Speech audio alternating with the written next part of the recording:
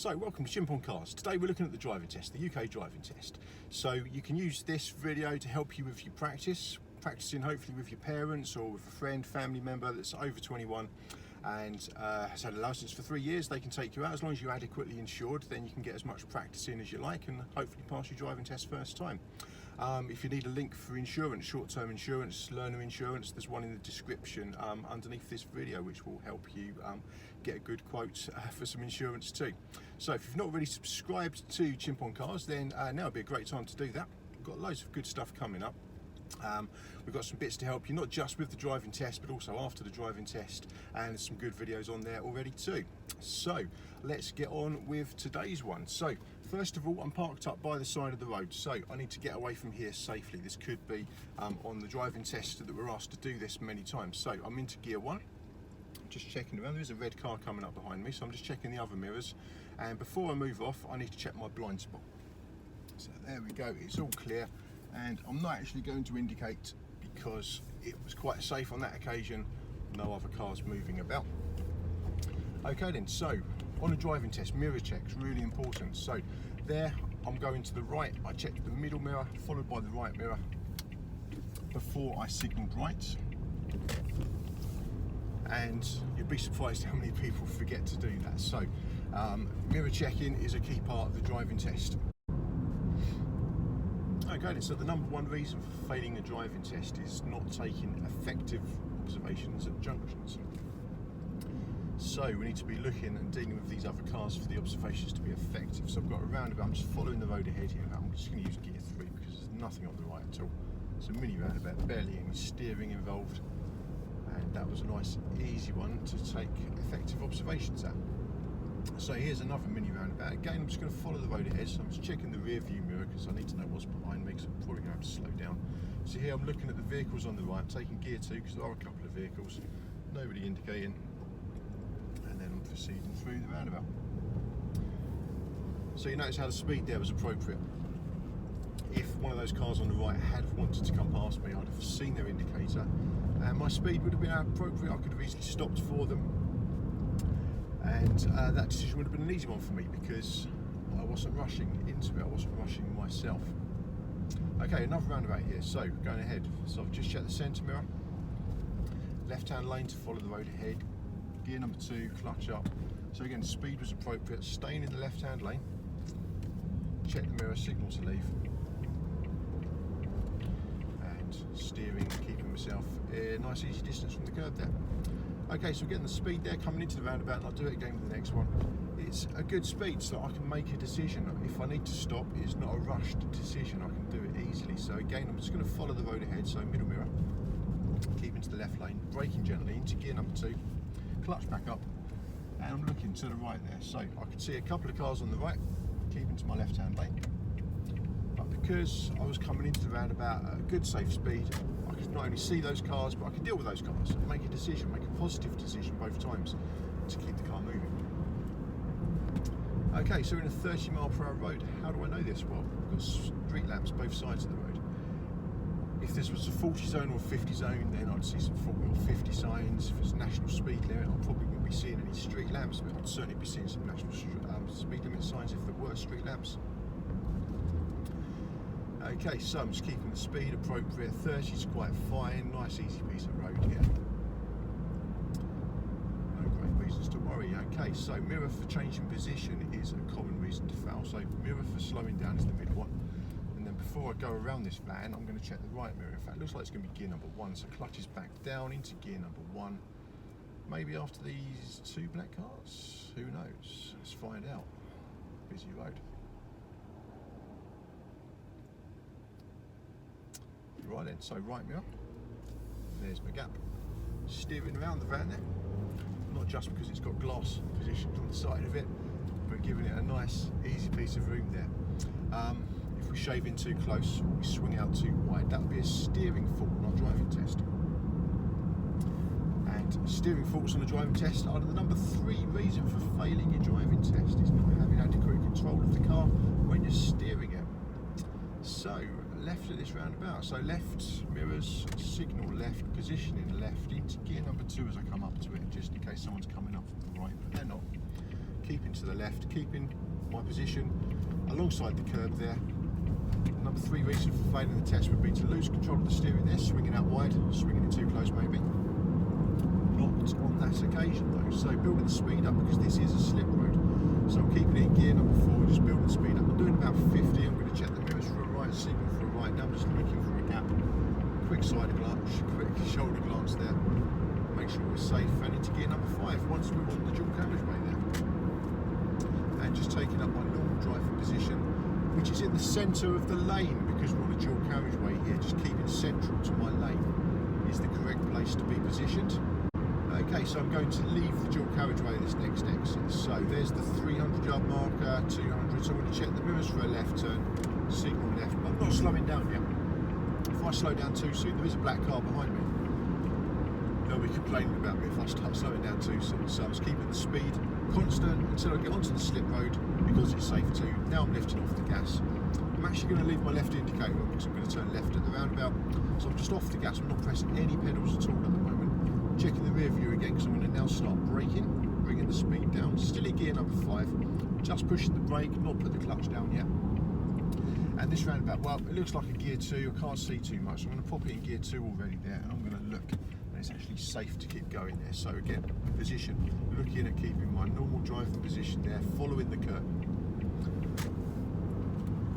I don't want to get criticised for swinging out too wide or cutting it too close, hitting the curb. Okay, so we've got another roundabout coming up, so I'm going to check the rear view because I'm just going ahead, braking already, just bringing the speed down, clutch is still up. Clutch is going to go down about and down. I'm going to take gear number 2. I'm anticipating probably keeping going here, just braking. Clutch is up. It is safe, so I'm going to proceed on. So I started in the left lane, so I'm just staying in the left lane. There we go, just following the road. Signal left to leave with a mirror check as well, of course. And then keeping our normal driving position into this road. You see how the curb's disappeared, it's just become a white line instead. So I'm just treating that white line as the edge of the road there, so I'm positioning myself perfectly adequately. We're in a 40 mile per hour zone, I'm doing 40 already, I'm going to change up to gear 5. But there's no need to do more than 40. And then ahead we can see a 30 zone coming up. So I'm going to check the rear view mirror, and it is a white van, so I'm going to lift off the gas pedal nice and early there and just gently brake. Because we're going into a 30 zone, I'm going to take gear number 3. Doing 30 by the time we got to the sign there, but we did it carefully because there was a van behind us, and the van behind was going particularly close behind me, which is absolutely fine. I don't feel intimidated by that. I just need to make sure that I keep my actions appropriate so that if I do anything abruptly, I know they're not going to. So if I do something abruptly, I know they're going to possibly run into the back of me. They're going to be compromised because of their poor driving, so I can just do my best to not do anything abruptly. Okay, so coming up to a roundabout, I'm going to be turning right, so I'm checking the mirrors, signalling for a right, signalling nice and early here because I'm going to take up the right hand position here. So come up to the roundabout, here we go, I'm in my lane. I want to take gear number 2 because there's a roundabout, there's a car coming past, so it's gear number 1. There we go, onto the roundabout, so I'm keeping to the right hand lane as I enter the roundabout. The van beside me, they're keeping to their left hand lane. And then I can check my left mirror, signal left to leave. Because there's nobody next to me, I can just drive off into this road. Straight into lots of parked cars, so you notice how the speed has come right down here. Less space, less speed. Because I couldn't give those parked cars a nice doors width back there, I had to go a little bit slower. These parked cars I'm giving a nice doors width, so I'm building the speed up as I'm driving up here. And now the road's got a whole lot easier. I'm going to drop into 4th gear and I'm going to get up possibly close to 30 miles per hour. Okay, so looking well ahead. Common reason for getting stressed on the test is not looking far enough ahead, not planning what's coming up. If everything's rushing up on you, then you're going too fast or you're not looking adequately ahead of yourself. So I can see that truck, I can check the rear view, now I can check the right mirror and I can go round the truck. And I can be back in before that oncoming vehicle. There we go. And again, slow because I'm going a little bit closer to the curb than I'd like to be going. So I'll go a little bit slow to compensate. I'm going right at the end here, so I'm going to check the mirror signal for a right turn. So the number 1 reason for failing the driving test is not taking effective observations at a junction. So here, very busy, so I'm going to pop the handbrake on. Plus I'm on a hill as well. Not going anywhere anytime soon. So having the handbrake on is fine. I'm still looking both ways, of course. I might actually get a gap if they're giving way. No, they're not. That's fine though. Don't have to give way to me. So, looking both ways, still very busy. So I've got the handbrake on. I'm going to start finding the biting point now because I think I've got a gap coming up. After this red car on the left, there's a good gap on the right. There we go. I'm going to move the same time as that van there onto my side of the road. Perfect. Check the mirrors for a left, indicate for a left. Okay, so I'm going to follow the curb around here, a bit of an odd shaped curb. Just going to follow the curb around so I've not swung out extra wide or gone in so close that I've touched the curb or anything like that. I want to avoid that steering fault. Right mirror here, safe to go around. So again, I'm going around parked vehicles. I'm not shaving in too close to them, I'm going around them. And now I'm going to give these cars less than a door's width. The oncoming cars stop for me, but it's still quite narrow, so that's fine. We want to go through a gap like that, 30 miles an hour in case a door opens. And again, looking ahead, so we've got a white car. I'm going to drop back down to gear number 2. Can't see too well around the corner, so there we go. It was actually safe. I couldn't enter that situation until I knew it was safe. So make the test as easy as you can for yourself by looking ahead and having your speed appropriate. If you feel stressed on the test and things are happening too fast, you've just got a surge of adrenaline, you're going a bit faster than you'd normally be going, and you're making life very difficult for yourself. Maybe you're not focusing on what's happening up ahead of you, you're just focusing on what's happening a few feet in front of you. There'll be a reason why things don't feel like they normally feel. Okay, so we're going to take a road on the right, so I'm going to check the mirrors, signal for a right, positioning for a right turn so that oncoming vehicles can get through. I can go before that van, of course, and then steering into my road, taking up a nice driving position as I enter the road there. So position for right-hand turns is the fifth most likely reason for you to fail your driving test. We do have a little bit more to do when we position for a right-hand turn, but as we've shown there, it's all stuff that you've learned before and it's stuff that you can practice. Okay, so parked vehicles, so I'm going to check the right mirror, smooth across, no need to signal of course. And then we're going to go right to the end of the road, so middle mirror, right mirror, signal to the right. And I'm going to position here for a right hand turn, so there's the end of the road, so there's the perfect position to be for turning right. Number one reason for failing is not taking effective observation, so I'm looking both ways. And I'll only emerge from the junction as and when it's safe to do so, as is the case there. And now we're around the parked car too, just kept the steering on a little bit longer to give myself the angle to get around the parked car. Okay, so I'm going to pull over and stop on the left up here, so I'm going to check the rear view mirror. The car behind's a long way back, in fact they're just turned off, so there's no need for me to indicate. Check the left mirror too. I've picked my spot where I'm going to stop. I'm going to pull in and stop. If I hit the curb I'm going to get a steering fault, clutch down now, coming into a stop. Securing the car there, show the examiner I'm happy with where I've stopped. Okay then, so yeah, as I showed there, no steering fault for steering in too sharp and hitting the curb. So steering wheel control is the third most likely reason for failing or getting a fault on your driving test or failing your driving test, so we can avoid that and bring the car in nice and safely there, as I just did. Okay, so not moving away safely is the fifth most likely reason to fail your driving test. Okay, so you've been doing moving away safely since your first driving lesson, so I'm going to put the car into gear number 1. Left mirror there, middle mirror, just checking what might be coming up behind me. Right mirror, making sure no one's overtaking me, and most importantly, I'm going to check my blind spot, because what I can see in that right mirror there is great, but I can't see everything. I've got a driveway, I've got a big bit of footpath too that's over in my blind spot, so it's not this window here I'm looking out of, I'm looking out the window behind me. That is my blind spot area. So let's put that into practice, and so I'm checking the mirrors and the blind spot, and just as I was preparing to pull away there, I've noticed a car coming up behind me, so I can just finish that and start again. So they're now going past, so again, mirrors, blind spot, get the car moving. If I needed to indicate, I could have indicated. So I've managed to join the road without causing anyone to slow down or swerve. That's the fifth most likely reason for failing your driving test, is not pulling away safely, not moving off from a stationary position safely.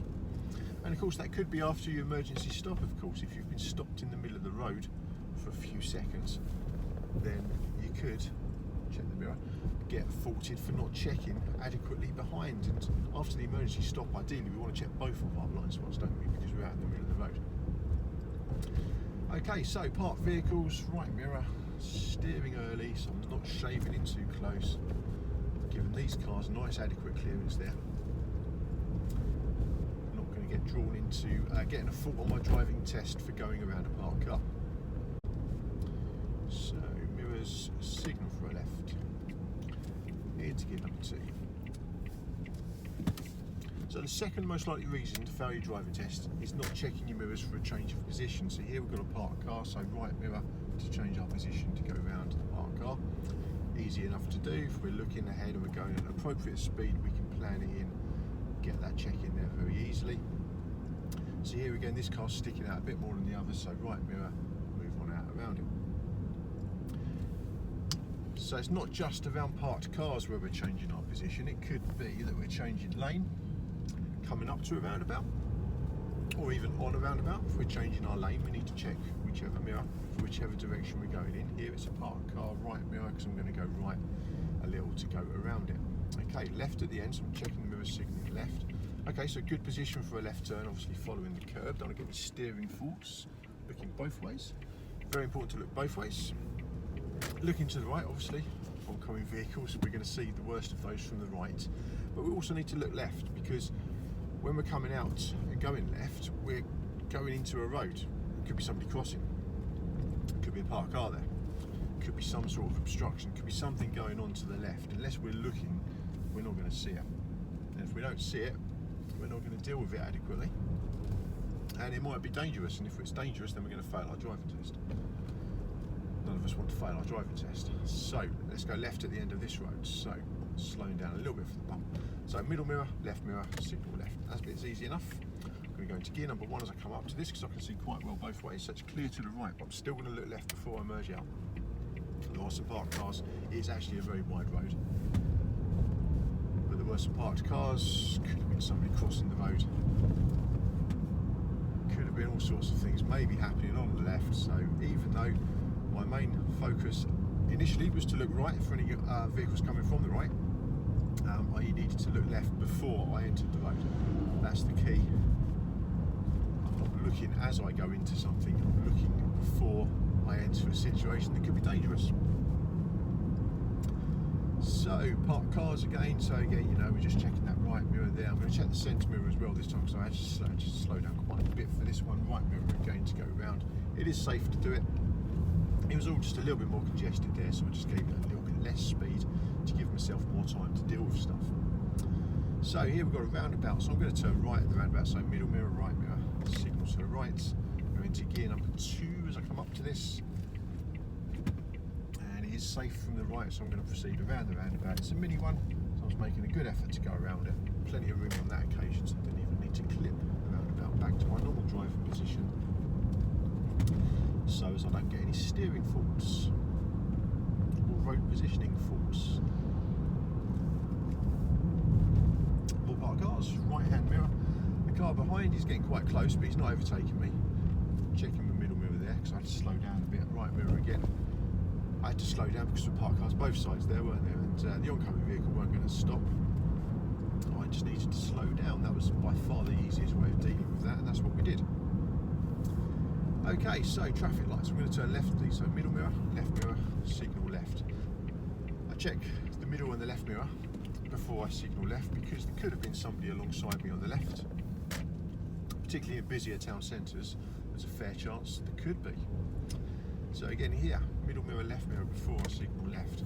And again, there is nobody there on my left, but I'm looking in the mirrors.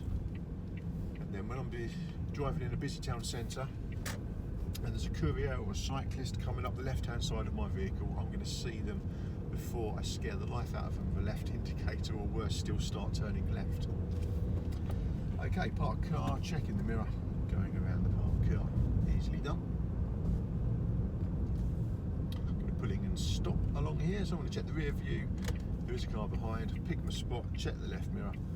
So I'm going to gently come in, and I'm not going to hit the curb, not going to go up the curb. I'm just going to stop carefully alongside the curb, reasonably close to it, avoiding the driveways, avoiding any bus stops, those sorts of things, as you'd expect. Not moving off safely, the 5th most likely reason people fail their driving test. So Emergency stop would be slightly different. If we was in the middle of the road after an emergency stop, we'd check both of our blind spots. If I'd have been asked to pull up on the right hand side of the road and then pull away again from there, then it would be my left blind spot that I'd be checking before I entered the flow of traffic. On this occasion, I'm stopped on the left, so I need to check my right blind spot as well as the mirrors. This one here, middle mirror, is going to show me what's coming up behind me. That one there is going to make sure no one's still overtaking me. So they're the two most important ones for judging whether it's safe to pull away with other cars coming up behind. Left mirror, just a quick glance in there just to make sure nothing's happening on my left. So let's give that a go. So nothing happening. We've actually got a good safe gap in the traffic, so I'm finding the biting point, and the blind spot's going to be the last thing I check. Back to that mirror again. It is all very safe. Nothing about it at all, so no need to signal on that occasion.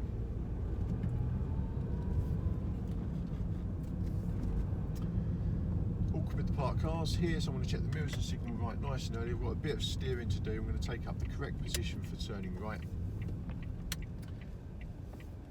So I'm on the correct side of the road, and I can now position myself so everyone can see my indicator, knows where I'm going.